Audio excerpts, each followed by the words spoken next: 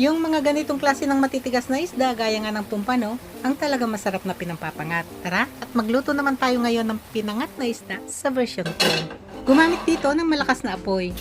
Maglagay na ng mantika. Yan, mainit na ang mantika. Pwede nang ipirito ang pumpano. Sa pagpipirito, dapat huwag masyadong tikit-tikit para magandang pagkakaluto nito. Maglagay lang muna ng 2 hiwa ng luya. Dahil nasa isi-stir lang natin ito, kaya saglit lang din natin ito pipirituhin. Mga nasa 1 minuto lang bawat panig. Buhat nga nung madiskubre namin yung ganitong pagkakaluto ng pinangat na isda, na saglit muna itong ipirito bago lutuin sa ibang rekado, ganito na nga lagi yung gusto namin pagkakaluto ng pinangat na isda. Masarap naman kasi talaga. Patapos nga itong bahagyang maipirito, pwede na itong hanguin saka na itabi. Ngayon, pwede na maggisa. Gamit pa rin dito yung pinagpiritohang mantika.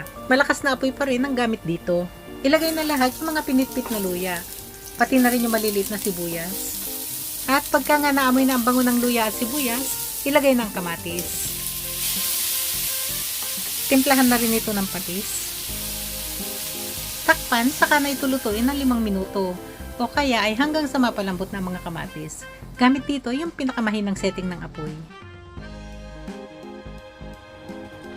Pagkatapos nga ng 5 minuto, yan o, palambot na mga kamatis. At para nga mapalabas ang katas ng kamatis, ligis-ligisin lang ng ganito.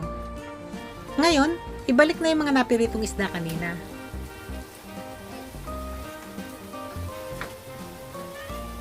Ilagay na rin ang mga siling labuyo.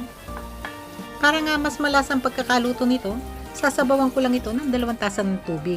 Dapat ang dami ng tubig, kapantay lang ng mga rekado.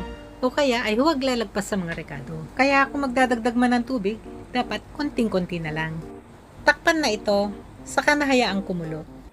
Pag nakitang ganyan, nakulong-kulo na nga ito, i-adjust ng apoy sa medium setting, saka pa ito lutuin ng 7 minuto. Pagkatapos nga ng 7 minuto, ganito na yung itsura nito. Timplahan ng liquid seasoning. Halu-haluin lang, saka napakuluin saglit. Tikman para maihusto ang lasa. Kanyama na. Ilagay ng mga siling pansigang.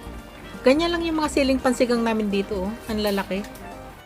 Gusto kong pagkakaluto nito yung medyo mapalapot ang sabaw.